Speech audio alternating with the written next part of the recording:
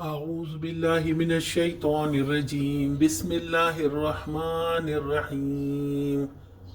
ورفع أبويه إلى العرش وخروا له سجدا وقال يا أبت هذا تأويل رؤياي من قبل قد جعلها ربي حقا وقد أحسن بي إذ أخرجني من السجن وجاء بكم من البدو من بعد أن نزغ الشيطان بيني وبين إخوتي إن ربي لطيف لما يشاء إنه هو العليم الحكيم۔ اس کا احسان ہے کہ اس نے مجھے قید خانے سے نکالا اور آپ لوگوں کو صحرا سے لا کر مجھ سے ملایا۔ شہر میں داخل ہونے کے بعد اس نے اپنے والدین کو اٹھا کر اپنے پاس تخت پر بٹھایا اور سب اس کے آگے بے اختیار۔ یوسف علیہ السلام نے کہا ابا جان، یہ تعبیر ہے میرے اس خواب کی جو میں نے پہلے دیکھا تھا، میرے رب نے اسے حقیقت بنا دیا۔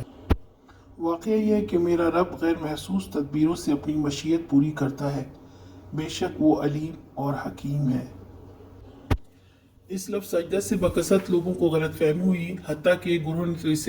اس سے استدلال کر کے بادشاہوں اور پیروں کے لیے سجدہ تحیہ اور سجدہ تعظیمی کا جواز نکال لیا، لیکن دوسرے لوگوں کو اس قباحت سے بچنے کے لیے اس کی یہ توجیہ کرنی پڑی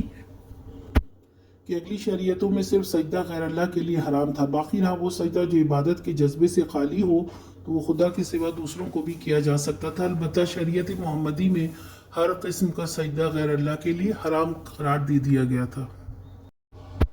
اور یہاں یہ لفظ اسی مفہوم میں استعمال ہوا ہے۔ قدیم تہذیب میں یہ عام طریقہ تھا اور آج بھی بعض ملکوں میں اس کا رواج ہے کہ کسی کا شکریہ ادا کرنے کے لیے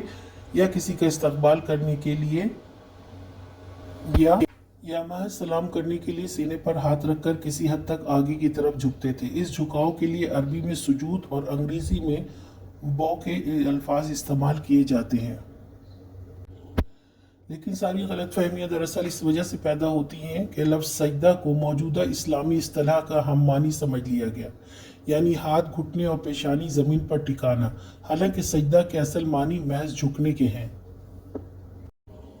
آج کا سوال، یوسف علیہ السلام نے اپنے والدین کو کہاں بٹھایا؟